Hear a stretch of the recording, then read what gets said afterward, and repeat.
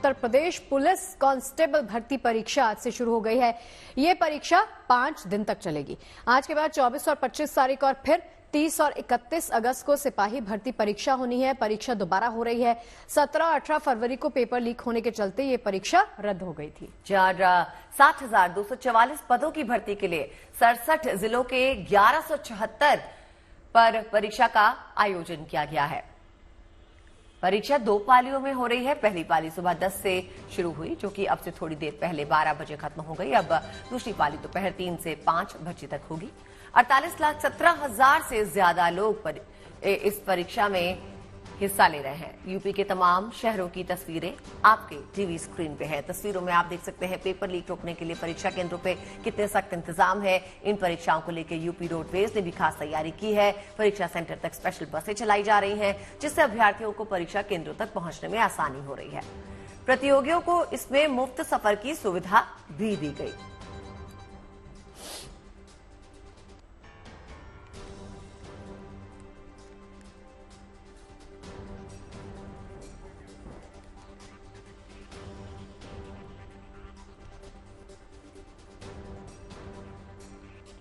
Uttar Pradesh police constable भर्ती परीक्षा आज से शुरू हो गई है। परीक्षा में धांधली को लेकर पिछली गलतियों से सबक लेते हुए यूपी सरकार ने आज हो रही परीक्षा में नकल पे नकेल कसने की पुख्ता तैयारी की है। सुरक्षा के चाक चौबंद इंतजाम किए गए हैं। परीक्षा केंद्रों पर परीक्षार्थियों के जूते खुलवाकर चेकिंग की जा रही है। तो इसमें अहम बात यह है कि ड्यूटी दे रहे पुलिस कर्मियों के मोबाइल फोन्स भी इस बार जमा किए गए हैं। अभी पुलिसकर्मी अभ्यर्थी की चेकिंग करने के बाद उसका प्रवेश पत्र देखकर ही उसे केंद्र के अंदर प्रवेश करने दे रहे हैं।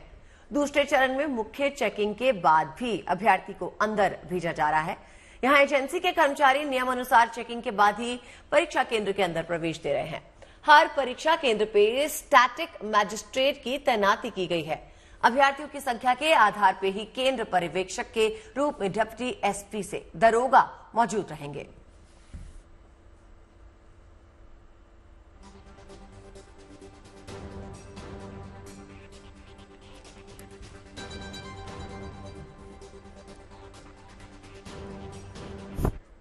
और आइए अब आपको सुनवाते हैं आज हो रही कांस्टेबल भर्ती परीक्षा को लेकर यूपी के डीजीपी प्रशांत कुमार क्या कह रहे हैं।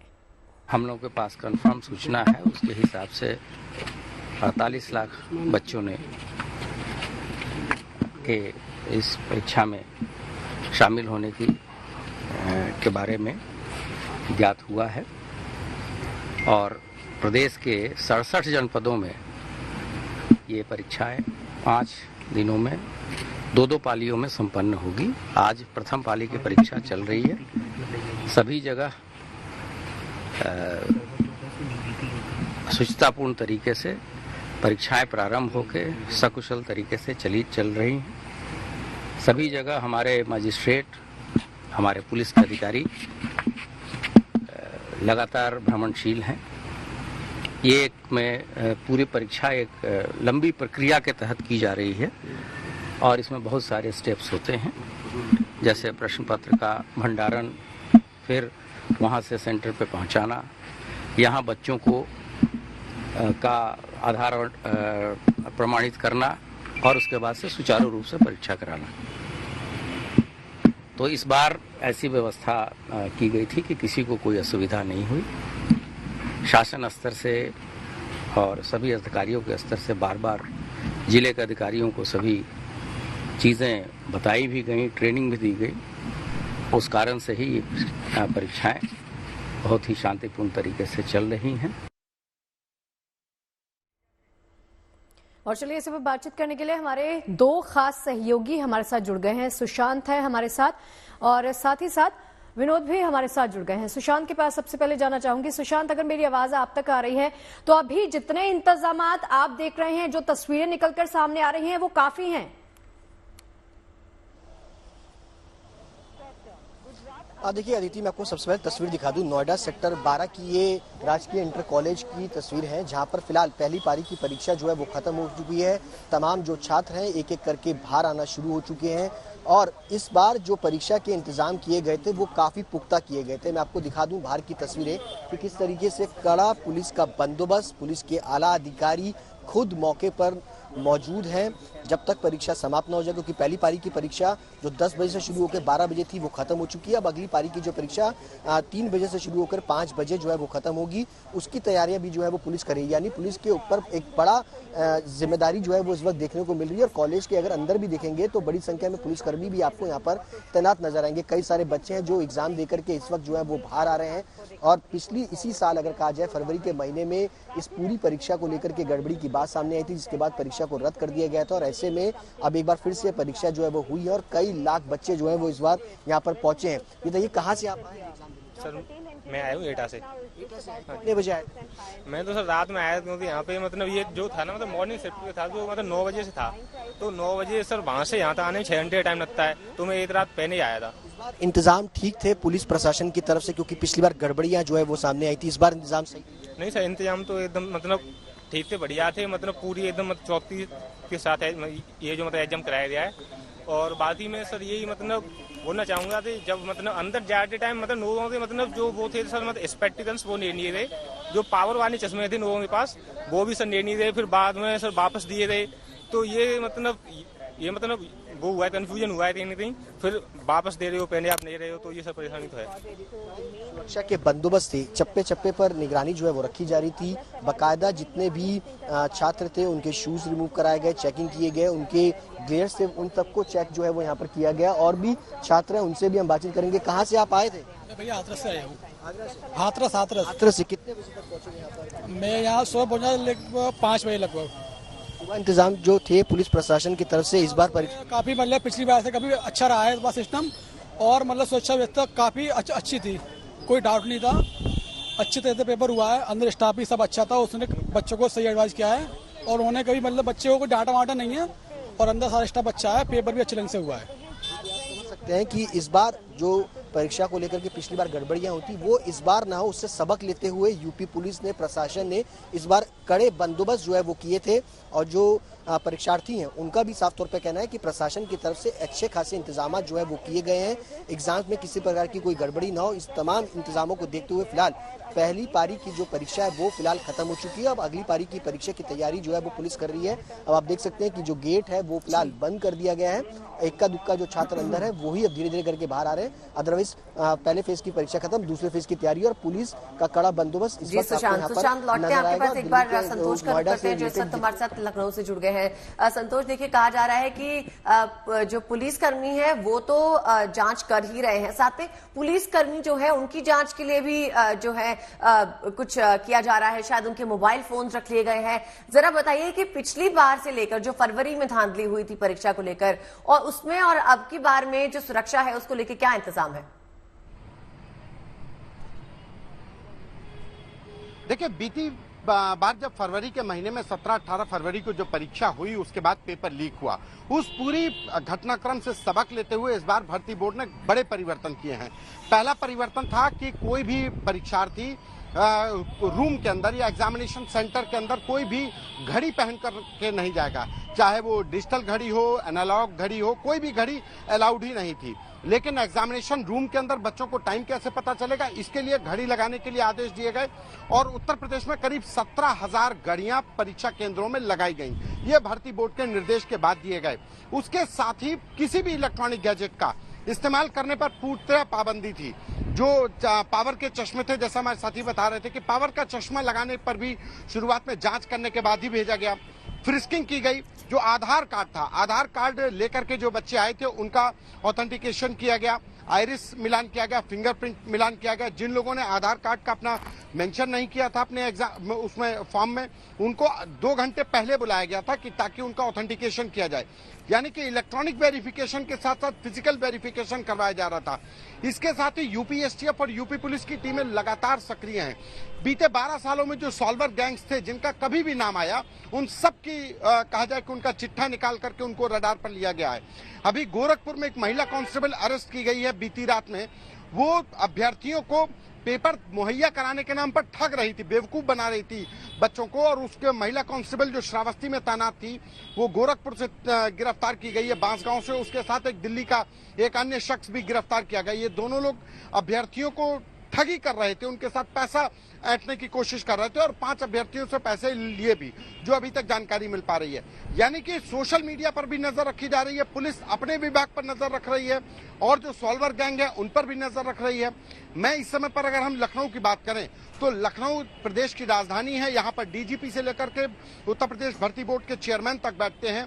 यहाँ मैं इस समय पर पॉलिटेक्निक, जो गवर्नमेंट पॉलिटेक्निक है, यहाँ पर जो बॉयज एंड गर्ल्स दोनों का है, वहां पर मौजूद हूं और मेरे पीछे आपको तमाम अभ्यर्थियों की जो भीड़ नजर आ रही होगी, ये वो भीड़ है। ये अभ्यर्थी है, ये निकल करके आ रहे हैं बाहर, एग्जामिनेशन सेंटर से बाहर निकल करके आ रहे हैं। और ये जो अभ्यर्थी, अब ये जो दूसरी तरफ ये इंतजार कर रहे हैं कि ये सेकंड शिफ्ट के लोग हैं।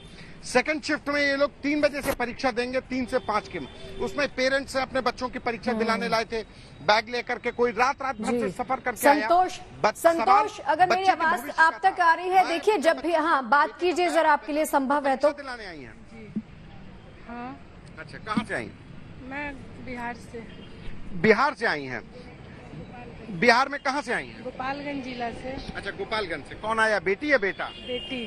बेटी को परीक्षा दिलाने आई हैं। देखिए, एक माँ है जो अपनी बेटी को परीक्षा बिहार के गोपालगंज से उत्तर प्रदेश पुलिस की सिपाही भर्ती परीक्षा में दिलाने के लिए आई हैं। तो कब चली थी आप? बड़ा समस्या रहा होगा, रिजर्वेशन, उसमें भी बच्चों को जगह नहीं मिल रही है।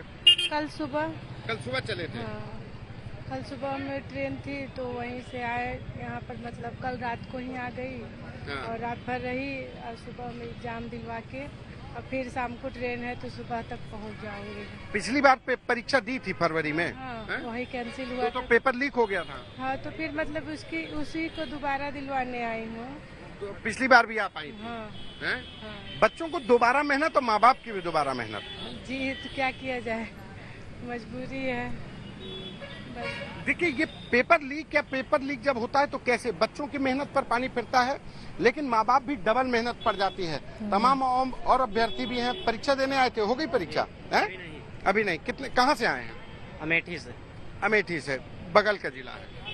अमेठी जिला है। अमेठी जिला बगल के जिले से आए, लखनऊ के। जी। पिछली बार परीक्षा दी थी? परीक्षा दी। कितनी देर मेहनत करना पड़ा इस बार? कितने घंटे पढ़ाई करनी पड़ी? तो बहुत करना पड़ा है, क्योंकि बहुत कम समय था और इस कम समय में बहुत ज्यादा मेहनत करना पड़ा। पेपर लीक की वजह से बहुत ज्यादा कठिनाई हुई। पेपर लीक ऐसी समस्या थी जिससे बच्चों की मेहनत पर पानी फिरा और भी लोग हैं। परीक्षा दे दी है? कहाँ से आए थे? हम आए थे सुल्तानपुर से। सुल्तानपुर से। अच्छा जी। तो पिछली बार की परीक्षा में, इस बार की परीक्षा में कितनी ज्यादा पढ़ाई करनी पड़ी? पढ़ाई तो करनी पड़ी, लेकिन प्रश्न जो आया था वो गोल घुमा के आ गया था। अच्छा, पेपर इस बार कैसा आया? पहले वाला कठिन था क्या आज वाला? नहीं, आज वाला तो ठीक था, पहले वाले से ठीक था। आज पहले वाला कैसा था? पहला वाला तो समझ में बैठते थे तो समझ में नहीं आ रहा। पहले वाला समझ में नहीं आ रहा था। ये वाला तो बना रहे हो कि अच्छा पेपर लीक हो गया? जी, पेपर ठीक गया। ये वाला पेपर ठीक गया? ये वाला सही गया। ये वाला जी सही गया? जी। पेपर सही जाए, घंटों की मेहनत के बाद लोग अपनी तैयारी करते हैं। देखिए, अभी भी बच्चों के निकलने का सिलसिला जारी है। 9 बजे से परीक्षा शुरू हुई थी, 9 से 12, 2 घंटे। 10 बजे से परीक्षा शुरू हुई थी, 10 से 12। 9:30 बजे गेट बंद हो जाते हैं। महिलाएं सबसे ज्यादा जाकर के इस पुलिस भर्ती परीक्षा में भाग ले रही थी और इस बार मुख्यमंत्री ने भी जैसे कहा कि इस बार महिलाओं की भर्ती की जाएगी और ताकि जो मनचले हैं उनको सबक सिखाए जा सके। तो ये जो चीजें हैं, उत्तर प्रदेश में बेहतर हालात करने के लिए परीक्षार्थी निकल भी रहे हैं। उनसे, कहाँ से आए थे आप?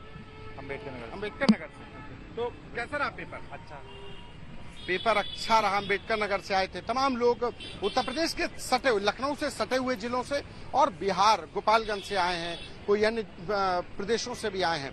उत्तर प्रदेश के इतर 26 राज्य और 8 केंद्र शासित राज्यों से इस भर्ती परीक्षा में अभ्यर्थी शामिल हो रहे हैं। तो अपने आप में देश की सबसे बड़ी परीक्षा, क्योंकि 48,17,000 से अधिक परीक्षार्थी इस परीक्षा में 5 दिनों में 10 पालियों में इस परीक्षा में शामिल होंगे। जी, चलिए, सबसे बड़ी परीक्षा तो इसको कहा ही जा रहा है। जब भी ऐसी परीक्षा होती है या तो परीक्षा में ऐसी इरेगुलरिटीज होती है ना सुशांत, तो उसका खामियाजा अभ्यर्थियों के साथ साथ पेरेंट्स को भी भुगतना पड़ता है। अब तस्वीर जो सामने आ रही है कि बहुत सारे बदलाव किए गए हैं, चेंजेस हम देख सकते हैं कि सरकार प्रशासन की तरफ से किए गए हैं। बच्चों से जो आपने सुशांत बात की है, बच्चों के मन को आपने टटोलने की कोशिश की, क्या समझ में आ रहा है, क्या तस्वीर निकल रही है? आश्वस्त हैं वो? देखिए अदिति, मैं आपको बता दूं कि जो बच्चे हैं, देखिए फिलहाल सुरक्षा के इंतजामात के मद्देनजर पुलिस की तरफ से तमाम जो स्कूल के आसपास का जो हिस्सा है वो पूरी तरीके से खाली करा लिया गया है, क्योंकि पुलिस नहीं चाहती कि किसी प्रकार का कोई भी यहाँ पर पैनिक या किसी तरह की कोई परेशानी क्रिएट हो। ऐसे में तमाम जो बच्चे हैं उनको फिलहाल दिल्ली, यहाँ पर जो नोएडा पुलिस है उनकी तरफ से यहाँ से हटने के लिए खास तौर पर कह दिया गया है। पहली पारी की परीक्षा खत्म हो चुकी है, स्कूल के जो इंटर कॉलेज है उसके गेट जो है वो फिलहाल बंद कर दिए गए हैं, लेकिन अब जो है दूसरी पारी के जो बच्चे हैं वो आना शुरू होंगे जब इनका एग्जाम 3 बजे से 5 बजे तक के बीच में होगा। लेकिन इस परीक्षा को लेकर के जो छात्र हैं उनमें काफ़ी ज़्यादा उत्साह था। फरवरी में जिस तरीके से परीक्षा जो कैंसिल की गई थी उससे लोग नाराज भी थे बच्चे, और साथ साथ उनके अभिभावक भी, क्योंकि कई साल भर वो मेहनत करते हैं, उसके बाद एग्ज़ाम होता है और उसके बाद गड़बड़ी के कारण उस एग्ज़ाम को कैंसिल कर दिया जाता है। उससे काफ़ी ज़्यादा उनमें एक नाराज़गी ज़रूर थी। लेकिन इस बार जो एग्ज़ाम को लेकर के पुलिस प्रशासन की तरफ से जो इंतजाम किए गए थे, बाकायदा शूज़ को उतरवा करके बच्चों के चेक किया गया, उनके ग्लेसेस को, कहीं किसी बच्चे ने स्मार्ट वॉच तो नहीं पहनी। उसके अलावा जो नोएडा पुलिस है उसकी भी पूरी तरीके से जांच जो है वो की गई थी कि अगर आप पूरी सुरक्षा कर रहे हैं तो उसके भी इंतजाम जो है वो किए जाएं। फिलहाल अब दूसरी पारी के जो बच्चे हैं, धीरे धीरे मैं आपको तस्वीरें दिखाऊंगा कि वो भी दिखाएं हमारे कैमरा पर्सन की किस तरीके से दूसरी पारी के जो बच्चे हैं वो भी अब आना शुरू हो रहे हैं। एक अच्छा खासा उत्साह है और पुलिस की तरफ से पूरे इंतजाम हैं। चप्पे चप्पे पर स्कूल और जो इंटर कॉलेज है उसके आसपास कड़ा पुलिस का बंदोबस्त जो है वो इस बार देखने को मिल रहा है। बच्चों की अगर बात की जाए तो काफ़ी ज़्यादा इस पूरी परीक्षा को लेकर के वो उत्साहित अगर कहा जाए तो वो नजर आ रहे हैं। उनका साफ तौर पर कहना है कि लंबे वक्त बाद ये परीक्षा हो रही है और इसमें जो महिला छात्र हैं, अगर कहा जाए तो लड़कियां जो है वो काफी ज्यादा इस पूरे परीक्षा के अंदर उत्साह के साथ जो है वो हिस्सा ले रहे हैं, क्योंकि यूपी सरकार की तरफ से भी कहा गया था कि ज्यादा से ज्यादा महिलाओं की भर्ती जो है वो इसमें की जाए। यूपी में जिस तरीके से मंचलों का पूरा एक गैंग के तौर पे घूमता है, उस पर लगाम लगाने के लिए महिला पुलिसकर्मियों की ज्यादा से ज्यादा भर्ती जो है वो की जाए। जी सुशांत, बहुत बहुत शुक्रिया हमारे साथ जुड़ने के लिए और इस जानकारी को देने के लिए। साथ ही अब अपने दोस्तों को बता दें कि अपने दर्शकों को बता दें कि इंडिया का फेस्टिवल सीजन समझ लीजिए आ ही गया है। पहले देश कृष्ण जन्माष्टमी बनाएगा, फिर गणपति उत्सव की धूम होगी और उसके बाद मां दुर्गा के भव्य पंडाल सजेंगे। कान्हा की मथुरा सबसे बड़े उत्सव को मनाने के लिए तैयार है। मथुरा में श्री कृष्ण जन्माष्टमी के लिए कान्हा के रंग में सज चुकी है। वहां के मंदिर रंग बिरंगी रोशनी से नहा उठे हैं। 26 अगस्त यानी सोमवार को श्री कृष्ण जन्मोत्सव मनाया जाएगा, मगर वहां अभी से भक्तों का तांता लगा हुआ है। बांके बिहारी मंदिर हो या निधि वन, सभी जगह भक्तों की भारी भीड़ है। इस बीच राम नगरी अयोध्या महक सी रही है। राम मंदिर ट्रस्ट ने रामलला को मिले चंदे की जानकारी साझा की। इस लेखा जोखा के तहत बीते वित्तीय वर्ष में मंदिर को 363 करोड़ 34 लाख रुपए प्राप्त हुए। इतना ही नहीं, राम भक्तों ने 13 क्विंटल चांदी और 20 किलो सोना भी समर्पित किया। दान में मिली रकम को अयोध्या पहुंचे भक्तों की सुविधा में खर्च किया गया है। अब रुख महाराष्ट्र का करते हैं, जहां गणपति उत्सव की तैयारियां जोर पकड़ रही हैं। गणेश चतुर्थी से शुरू होने वाला ये उत्सव 10 दिन तक चलता है और अनंत चतुर्दश को गणपति विसर्जन किया जाता है। मुंबई में इको फ्रेंडली मूर्तियां बनाई जा रही हैं, जिनका विसर्जन करने पर समुद्र में प्रदूषण नहीं होता।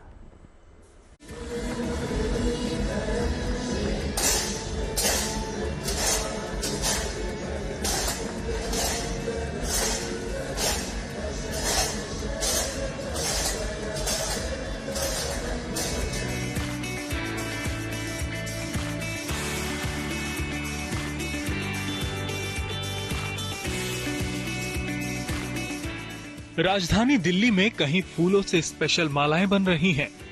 हाँ, ये माला है, ये ड्राई फ्रूट की माला है, ये भगवान के श्रृंगार के लिए, अभिषेक के लिए, अभिषेक होता है भगवान का। इन माला से अभिषेक हो। कहीं जन्माष्टमी पर खास परफॉर्मेंस का रिहर्सल हो रहा है। तैयारी यहाँ पर आप देख रहे हैं, हर कोई अपने परफॉर्मेंस में रच रम गया है और इस तरह से उसको तैयार कर रहा है कि जन्माष्टमी के दिन वो कृष्ण के सबसे बड़े भक्त बनकर उभरे। और तो और पंडाल अलग तरीके से सजाने की भी तैयारी तेज है।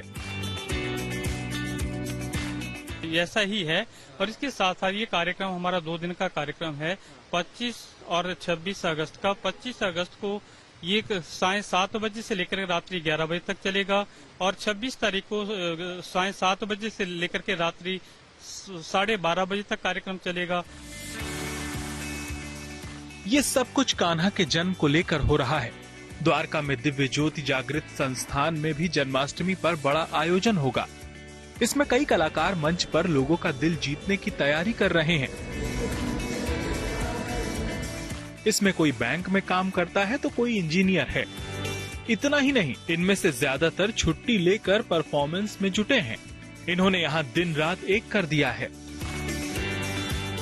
ये सब दिल्ली और दिल्ली से बाहर से, कोई मुंबई से आया है, कोई वहाँ से बेंगलोर से आया है परफॉर्म करने, और सब सेल्फलेस वॉलेंटियर्स हैं। ये 15 से 16 डांस बैलेज हम लोग करने वाले हैं, जिसमें श्री कृष्ण की विभिन्न लीलाओं का दर्शन आप लोग करेंगे। ये उसमें कालिया मर्दन भी है और भगवान श्री कृष्ण के विराट स्वरूप का दर्शन आप कर सकते हैं। मैं बेसिकली असिस्टेंट प्रोफेसर हूँ NM कॉलेज में, बॉम्बे में। सो उस टाइम पीरियड के लिए, इस टाइम मतलब सिर्फ इसी को समय देने के लिए मैं आज यहाँ पर, कि यहाँ के जो यूथ है वो अपने टैलेंट को, अपनी कला को गलत नशे में न ले जाके अपने टैलेंट को जन्माष्टमी जैसे मेगा इवेंट के थ्रू जन जन तक पहुँचाते हैं। इसी DDA ग्राउंड में एक गोवर्धन पर्वत भी तैयार किया जा रहा है। इस पर्वत के ऊपर कुछ प्रतिज्ञा कार्ड भी लगाए जाएंगे, जैसे मैं पानी की बर्बादी नहीं करूंगा, AC 26 से 27 डिग्री सेल्सियस पर ही चलाऊंगा। भगवान कृष्ण ने जो गोवर्धन लीला की, उसके माध्यम से समाज में संदेश दिया। गोवर्धन लीला जो है प्रकृति संरक्षण का प्रतीक है। उसी की लीला को समझाने के लिए ये कार्यक्रम, ये गोवर्धन की लीला हम रख रहे हैं। इसके माध्यम से हम समझाएंगे, जैसे भगवान कृष्ण ने गोवर्धन उठाया तो गोपी ग्वाल जो थे, ग्वाल वालों ने अपनी लाठियां लगाई। उसी तरह गोवर्धन लीला में हम यही समझाएंगे कि गोवर्धन उठाएंगे और जितने भी भगवान कृष्ण के श्रद्धालु आएंगे, भक्तगण आएंगे, वो भी अपनी लाठियां लगाएंगे। जहां पर वो लाठियां लगाएंगे वहां पर हम एक सेंसर लगाएंगे, जिस सेंसर के माध्यम से लाइट प्रज्वलित होगी और उसके बाद हम उनसे संकल्प करवाएंगे कि हम भी प्रकृति का संरक्षण करें, क्योंकि भगवान कृष्ण ने इस लीला से हमें यही संदेश दिया है कि हम अपनी प्रकृति का संरक्षण करें। इधर द्वारका के इस्कॉन टेम्पल में भी खास तैयारियां हो रही हैं। वहां कई महिलाएं फूल मालाएं और सजावट की दूसरी चीजें बनाने में जुटी हैं। ये फूल खास तौर से ऑस्ट्रेलिया, पोलैंड और बेल्जियम से आए हैं। उम्र है आपकी? 72 साल की, 72 साल की हैं माता जी। तो ये तो आपके आराम का टाइम है, दोपहर हो रही है। नहीं, पर हम सेवा करते हैं तन मन धन से, घर की भी करते हैं, यहाँ भी आके करते हैं। हम यहाँ पे फूलों की माला की तैयारी कर रहे हैं। हमारे 1 महीने पहले से तैयारी शुरू हो जाती है। भगवान के लिए ड्राई फ्रूट्स की मालाएं होती हैं, सब भगवान के लिए। गौरनिताई हैं, रुक्मिणी द्वारकाधीश हैं, जगन्नाथ जी, बलदेव सुभद्रा महारानी है, नरसिंह भगवान है। इनके अलग अलग ड्राई फ्रूट के सुंदर सुंदर मालाएं बनाते हैं हम यहाँ। यानी तैयारियां जोरों पर हैं। जन्माष्टमी को लेकर मंदिर में 100-100 किलो के 2 केक बन रहे हैं। साथ ही बताया जा रहा है कि यहाँ 18,000 व्यंजन का भोग लगेगा। साथ ही बर्गर, पिज्जा, डोसा, पास्ता, छोले, कचौड़ी, खीर सब कुछ बनाने की तैयारी है। कान्हा के लिए पूरी दुनिया से खास तोहफे भी आ रहे हैं। इनमें वस्त्र और गहने भी शामिल हैं। माना जा रहा है कि यहाँ 5 लाख से ज्यादा भक्त पहुँच सकते हैं। 3 दिवसीय एक कार्यक्रम है जो 25, 26 और 27 अगस्त को हम इस्कॉन द्वारका के अंदर हम सभी भक्त लोग सेलिब्रेट करेंगे। पूरे दिल्ली के विभिन्न पार्ट से हम एक्सपेक्ट कर रहे हैं कि मोर देन 5 लाख से ज्यादा भक्तगण यहाँ पर आएंगे। हर साल हम देखते हैं कि यह जनसंख्या बढ़ती ही जा रही है, तो इस साल हम सोच रहे हैं, हम ऐसा आशा कर रहे हैं कि 5 लाख से ज्यादा भक्त यहाँ पर आएंगे। सुबह 4:30 बजे जो मंगल आरती के दर्शन खुलेंगे, उस समय ही लगभग हजारों भक्त यहाँ पर आएंगे और मंगल आरती के बाद में टेंट के अंदर लोग भगवान का दर्शन करने के लिए उनका कतार शुरू हो जाएगा और वहां पर टेंट के ऊपर भगवान के दर्शन होंगे। यह कार्यक्रम पूरे दिन चलेगा। तो तैयार हो जाइए, हमारे आपके कान्हा का जन्मदिन है, तैयारी तो खास होगी ही। दिल्ली से मनीष चौरसिया के साथ bureau report, good news today. और चलिए अब बात कृष्ण जन्माष्टमी की भी कर लेते हैं, जिसका इंतजार पूरा देश बेसब्री के साथ कर रहा है। भगवान श्री कृष्ण का जन्म उत्सव इस बार ब्रजमंडल में 2 दिन मनाया जाएगा, जिसकी धूम अभी से देखने को मिल रही है। ब्रजधाम में इस बार 2 दिन जन्माष्टमी मनाई जाएगी। पूरे मथुरा वृंदावन में श्री कृष्ण जन्मोत्सव की भव्य तैयारियां अभी से शुरू कर दी गई हैं।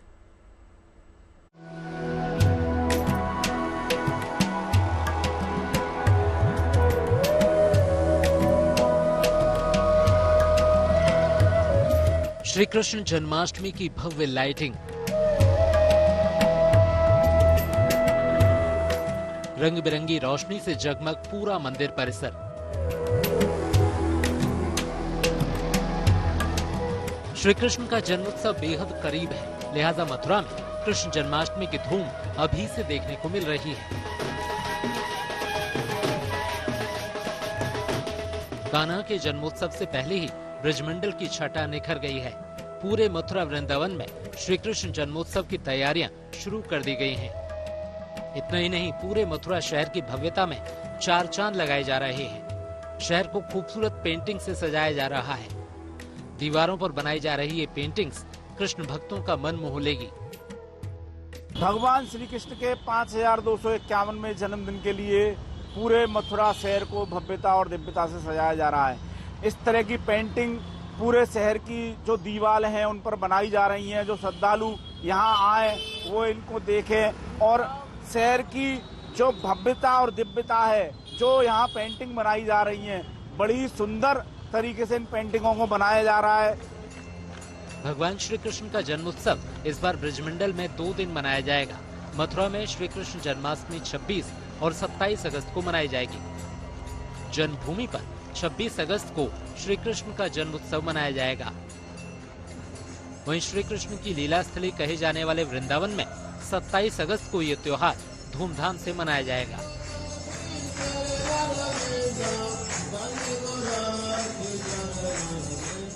जन्माष्टमी पर हर साल देश विदेश से श्रद्धालु मथुरा आते हैं, क्योंकि इस बार भगवान कृष्ण का 5251वां जन्मदिन है। लिहाजा माना जा रहा है कि श्रद्धालुओं की तादाद इस बार 40 लाख से भी ज्यादा हो सकती है, जिसे देखते हुए सुरक्षा के पुख्ता इंतजाम किए जा रहे हैं। 40 लाख से ज्यादा श्रद्धालुओं के जनपद आगमन की ये है उम्मीद है। इसको लेकर व्यापक सुरक्षा व्यवस्था सुनिश्चित कराई जा रही है। पूरे एरिया को 3 जोन 17 सेक्टर में डिवाइड करके पुलिस की डिप्लॉयमेंट की जा रही है, जिसमें सिविल पुलिस, पीएससी तथा अन्य जो हमारी एजेंसियां हैं उनकी डिप्लॉयमेंट होगी। यातायात व्यवस्था सुचारू रूप से रहे, इसके लिए पर्याप्त संख्या में पार्किंग की व्यवस्था की गई है। आस्था और उल्लास का माहौल तैयार है। जन्माष्टमी को लेकर कृष्ण भक्तों का उत्साह चरम पर है। इंतजार है तो बस कान्हा के जन्मोत्सव का। Madan Gopal Sharma, Mathura, good news today. बात प्रधानमंत्री नरेंद्र मोदी के मिशन यूक्रेन की। थोड़ी देर पहले ही प्रधानमंत्री मोदी यूक्रेन की राजधानी कीव पहुंचे हैं। यहां वो आज राष्ट्रपति ज़ेलेंस्की से मिलने से पहले कई और कार्यक्रमों में शामिल होने वाले हैं। कीव में प्रधानमंत्री नरेंद्र मोदी कीव के शेवचेंको पार्क में महात्मा गांधी की प्रतिमा पे माल्यार्पण करेंगे। प्रधानमंत्री आज भारतीय समुदाय के लोगों से मुलाकात करेंगे। भारतीय लोगों से मिलकर ये जानने की कोशिश करेंगे कि उन्होंने युद्धग्रस्त यूक्रेन में किन हालातों का सामना किया। साथ ही वो भारत के इतिहास और संस्कृति में दिलचस्पी रखने वाले यूक्रेन के लोगों से भी मुलाकात करेंगे। इसके बीच प्रधानमंत्री मोदी की राष्ट्रपति ज़ेलेंस्की के साथ बहुप्रतीक्षित मुलाकात होगी। इस दौरे पे प्रधानमंत्री मोदी के साथ विदेश मंत्री जयशंकर और राष्ट्रीय सुरक्षा सलाहकार अजीत डोभाल भी मौजूद हैं। कहा जा रहा है कि प्रधानमंत्री मोदी का यह दौरा 7 घंटे का होगा, लेकिन इस यात्रा पे पूरी दुनिया की निगाहें टिकी होंगी, क्योंकि प्रधानमंत्री मोदी ऐसे समय में कीव पहुंचे हैं जब यूक्रेन और रूस के बीच 900 दिनों से जंग चल रही है और पूरी दुनिया को शांति का इंतजार है। इससे पहले जुलाई में प्रधानमंत्री मोदी रूस भी गए थे और राष्ट्रपति पुतिन से भी मिले थे। अब वो यूक्रेन के राष्ट्रपति ज़ेलेंस्की से मिलने वाले हैं। तो इस मुलाकात से क्या निकलेगा, इस पर सबकी नजर रहेगी।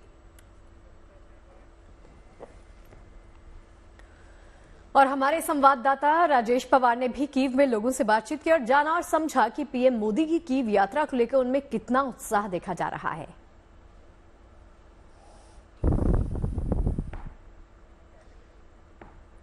तो तस्वीरों के माध्यम से आपको दिखा रहे हैं प्रधानमंत्री नरेंद्र मोदी का एक कीव दौरा अपने आप में बेहद खास माना जा रहा है। प्रधानमंत्री यहां पर भारतीय समुदाय के लोगों से उन्होंने मुलाकात की और यहां पर भारतीय मूल के जो तमाम लोग हैं प्रधानमंत्री की मौजूदगी को लेकर खासे उत्साहित दिखाई दिए।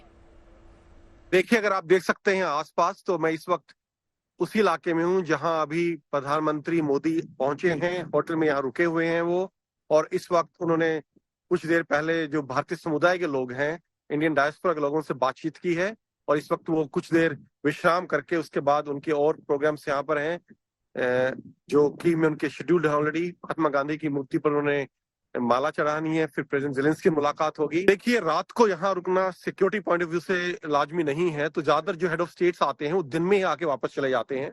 और प्रधानमंत्री मोदी भी, जहां तक मेरा अनुमान है, लोकल टाइम 4:30 बजे के आसपास यहाँ से रवाना हो जाएंगे वापस पोलैंड के लिए, जहां से वो फ्लाइट लेंगे वापस हिंदुस्तान के लिए। और यहाँ जो उनके प्रोग्राम है उसमें उनका, जैसे ने बताया कि महात्मा गांधी की मूर्ति पर माला अर्पण करना है, उसके बाद उनकी प्रेसिडेंट ज़ेलेंस्की से मुलाकात होगी, एक जॉइंट स्टेटमेंट इश्यू होगा, प्रेस कॉन्फ्रेंस होगी। तो ये सब आज उनके प्लान में यहाँ शामिल है। इसके अलावा एक खास बात यह है कि वो अपने होटल कमरे में ही जो यहाँ की मेन यूनिवर्सिटी है, तारस शेवचेंको यूनिवर्सिटी, उसके हिंदी विभाग के स्टूडेंट्स हैं, उनसे अकेले मुलाकात करेंगे। वहाँ मीडिया उपस्थित नहीं होगा, लेकिन वो उन लोगों से मिलेंगे ताकि एक अच्छा संदेश भारतीय कल्चर के बारे में, भारत के बारे में लोकल लोगों के लिए जा सके।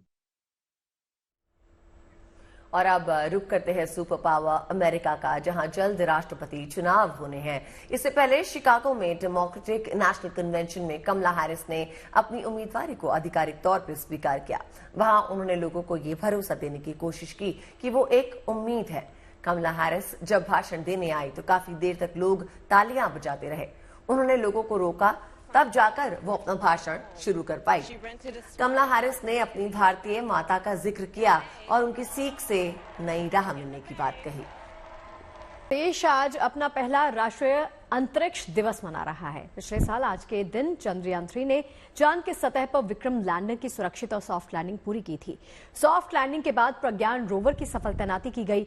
लैंडिंग साइट का नाम शिव शक्ति पॉइंट रखा गया। आज देश उसी कामयाबी का जश्न मना रहा है। Here we have a majestic liftoff of LPM-3 M4 rocket carrying India's prestigious Chandrayaan 3 spacecraft. आज का दिन खास है। ये हर हिंदुस्तानियों के लिए गर्व करने वाला लम्हा है। 23 अगस्त की ये तारीख भारतीय इतिहास में कभी नहीं भूलने वाली तारीख है। इस तारीख ने चांद पर घर बसाने के सपने को उम्मीद के पंख दे दिए थे। आज चंद्रयान 3 की सफल लैंडिंग की पहली सालगिरह है। इसीलिए देश सेलिब्रेट कर रहा है पहला नेशनल स्पेस डे। दरअसल 23 अगस्त 2023 को चंद्रयान 3 का विक्रम लैंडर चंद्रमा की सतह पर उतरा था और इसी के साथ हिंदुस्तान ने इतिहास रच दिया था।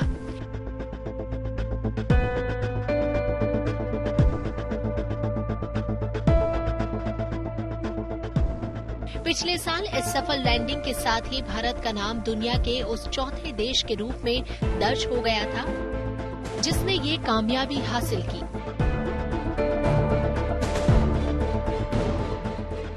भारत ने न सिर्फ चांद की सतह पर फतह हासिल की, बल्कि वो चंद्रमा के दक्षिण ध्रुव पर उतरने वाला भी दुनिया का पहला देश है।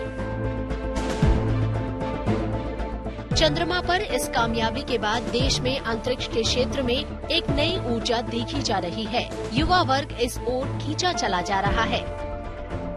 स्पेस डे से पहले दिल्ली के नेहरू तारामंडल में ये प्रदर्शनी लगाई गई, जहां तमाम स्कूल और कॉलेज के बच्चों ने बड़ी संख्या में हिस्सा लिया। हमने कभी सोचा नहीं था कि हम इसरो के चीफ से मिल पाएंगे एंड अपनी इनोवेशंस, हम अभी छोटे हैं लेकिन हमें इनोवेशंस, हमारे पास इतने आइडियाज हैं, तो अगर वो आइडियाज शेयर होंगे हमारे लिए उतना अच्छा होगा। साफ है, चंद्रयान 3 की कामयाबी के बाद भारत का अंतरिक्ष मिशन लगातार तेजी से आगे बढ़ रहा है। अब चंद्रयान 4 और चंद्रयान 5 की तैयारी कर ली गई है। इसके अलावा साल 2025 में गगनयान मिशन के तहत पहले भारतीयों को अंतरिक्ष में भी भेजा जाएगा। दिल्ली से नीतू झा के साथ bureau report, good news today. आपने सेना और वायुसेना की जांबाजी के किस्से बहुत सुने होंगे। इस बार लद्दाख में दोबारा ऐसा ही देखने को मिला। वहां एक बस हादसे के बाद जवानों की जांबाजी फिर से कैमरा में कैद हो गई। दरअसल लेह में एक बस हादसा हुआ था, जिसके बाद सेना के जवानों ने न सिर्फ घायलों को गहरी खाई से बाहर निकाला, बल्कि तुरंत अस्पताल भी पहुंचा दिया।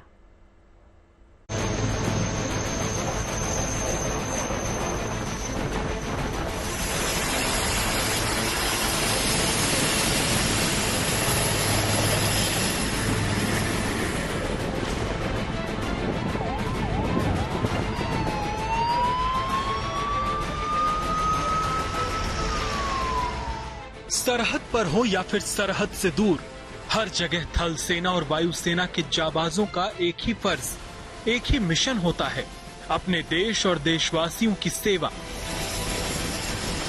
गुरुवार को लेह में हुए एक बस हादसे के बाद भी सेना देवदूत साबित हुई। उसने घायलों के रेस्क्यू करने से लेकर अस्पताल पहुंचाने तक का सारा जिम्मा बखूबी निभाया।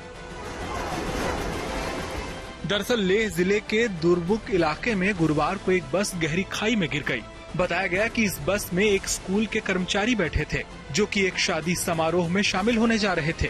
इसी दौरान ड्राइवर ने बस से अपना नियंत्रण खो दिया और बस हादसे का शिकार हो गई। इसके बाद सेना को इसकी सूचना दी गई। उसने तुरंत मोर्चा संभाला और घटनास्थल पर पहुंचकर पीड़ितों को निकाला। फिर इस सड़क हादसे में घायल हुए लोगों को अस्पताल पहुंचाया। इसके लिए एडवांस्ड लाइट हेलीकॉप्टर और चीतल हेलीकॉप्टरों को सेना ने अपने मिशन में शामिल किया। रेस्क्यू ऑपरेशंस में वहाँ पे इंजर्ड को बाहर निकालने में आर्मी, पुलिस, लोकल एडमिनिस्ट्रेशन और वहाँ के जो लोकल पॉपुलेशन है उन्होंने मदद की थी। उसके बाद में जो 22 लोग वहाँ पे पहुंचे थे उनमें से सबको हम लेह में शिफ्ट कर रहे। एक माइनर इंजर्ड था, वो वहाँ से अपनी गाड़ी में गया। अदरवाइज 21 इंजर्ड लोगों को हमने हेलीकॉप्टर से यहाँ पे शिफ्ट किया है। टोटल 14 हेलीकॉप्टर इसमें यूज हुए। आर्मी एंड एयरफोर्स दोनों ने इमीडिएटली हमारे रिक्वेस्ट को रिस्पॉन्ड करके एयर ऑपरेशंस वहाँ पे लॉन्च किया था और उसमें सारे के सारे वहाँ से एयरलिफ्ट हो गए हैं। फिलहाल घायलों का सेना और दूसरे अस्पतालों में इलाज चल रहा है। जाहिर है सेना और वायुसेना की ये जाबाज एक बार फिर से मददगार साबित हुए। उन्होंने कई जिंदगियां बचाई। जाबाजों के इस काम की हर कोई तारीफ कर रहा है। Bureau report, good news today.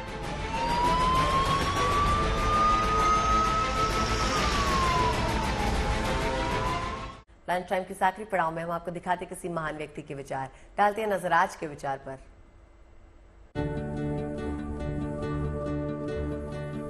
Swami Vivekananda ने कहा है कि जितना बड़ा संघर्ष होगा, जीत उतनी ही शानदार होगी।